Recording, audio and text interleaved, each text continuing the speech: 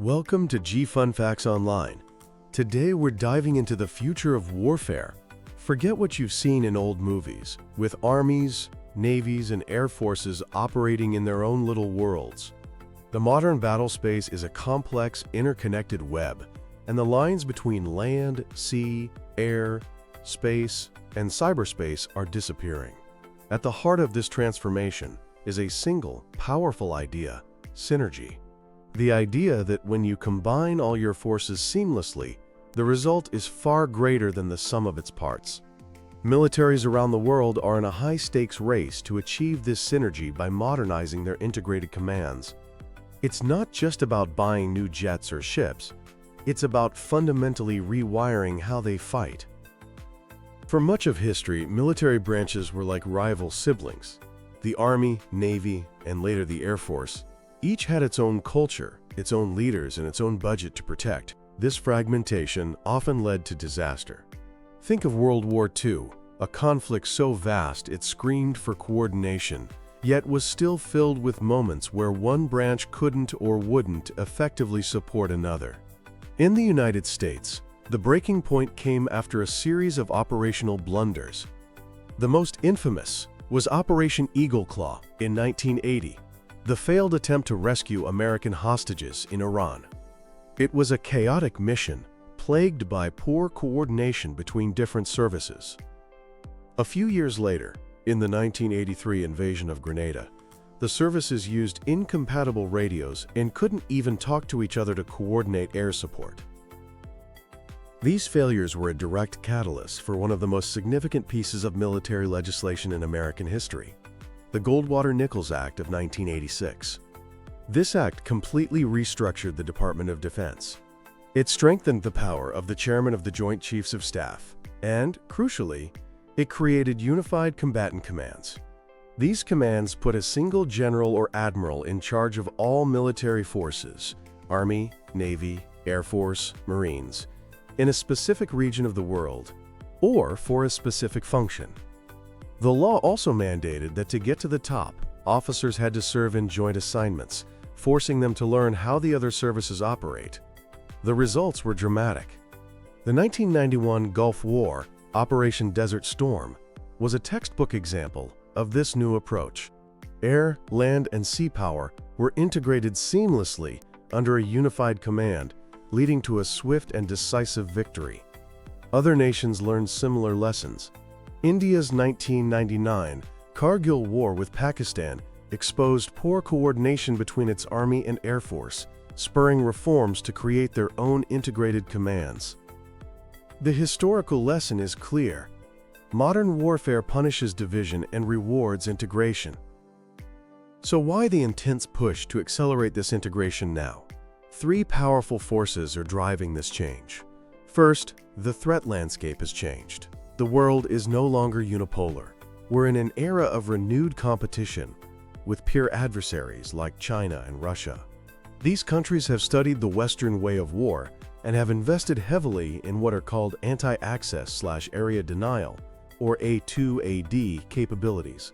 These are sophisticated webs of missiles, sensors, and electronic warfare systems designed to keep U.S. forces at a distance and prevent them from operating freely. Countering this requires a perfectly synchronized, all-domain response. Second, the battlefield itself has expanded. For centuries, war was fought on land, at sea, and in the air. Now, there are two new, critical domains: space and cyberspace. Modern militaries are completely dependent on satellites for communication, navigation, and intelligence. This makes those satellites prime targets. At the same time, cyberspace has become a front line. A cyber attack can cripple command networks, shut down power grids, and spread disinformation, sowing chaos without a single shot being fired. Militaries now have to orchestrate operations across all 5 domains simultaneously, a concept known as multi-domain operations. The third, and perhaps biggest, driver is the technological revolution. A wave of new tech is changing the very character of war. Artificial intelligence and machine learning can analyze unimaginable amounts of data in seconds, identifying targets and recommending courses of action. This helps commanders get inside the enemy's decision cycle to observe, orient, decide, and act, the famous OODA loop, faster than the opponent. Then there's the Internet of Military Things. This is the idea of a fully networked force, where every soldier, tank, ship, and satellite is connected, constantly sharing data to create a single, unified view of the battlefield. Add in big data analytics to find patterns in enemy behavior, and a growing army of robotic and autonomous systems, and you have a battle space that is faster, deadlier, and more complex than ever before. To manage this complexity, you need a command structure built for the information age. So how are the world's major military powers adapting? Let's start with the United States. The centerpiece of the U.S. effort is a concept called Joint All-Domain Command and Control, or JADC2. The goal of JADC2 is to create a combat cloud. Think of it as a military internet that connects every sensor to every shooter. An Air Force drone could spot a target, and that data could be instantly sent to a Navy ship or an Army artillery unit to engage it, all powered by AI to find the best option in milliseconds.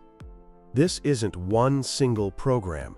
It's a massive effort, with each service building a piece of the puzzle. The Air Force has its Advanced Battle Management System, the Army has Project Convergence, and the Navy has Project Overmatch. They are all designed to eventually plug into the larger JADC2 network. It's a hugely ambitious and colossally expensive vision for achieving what the Pentagon calls decision dominance. Now let's turn to China. The People's Liberation Army, or PLA, is undergoing a transformation at a breathtaking pace. Their goal is to become a world-class military by mid-century. The key to this is their shift from informatized warfare, which is about using IT, to intelligentized warfare, which is about leveraging artificial intelligence for decision superiority. In 2015, the PLA undertook massive reforms, replacing its old military regions with 5 new joint theater commands, very similar to the US model. More recently, in April 2024, China made another huge move. It dissolved its Strategic Support Force, which had combined space, cyber, and electronic warfare, and created a new, dedicated Information Support Force. This move centralizes control over the key information and intelligence capabilities needed to win on the modern battlefield, and shows just how seriously Beijing is taking the challenge of integrated, AI-driven warfare. Next is Russia. Russia began its own New Look reforms after its relatively poor performance in the 2008 war with Georgia. The goal was a smaller, more professional military with a modernized command structure. The crown jewel of this effort is the National Defense Management Center in Moscow, a high-tech command post that became operational in 2014, designed to give Russian leadership real-time control over the entire military. However, the ongoing war in Ukraine has been a brutal reality check.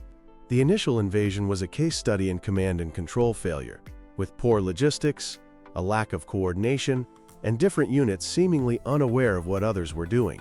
The heavy losses in advanced equipment have forced Russia to rely on older Soviet-era hardware.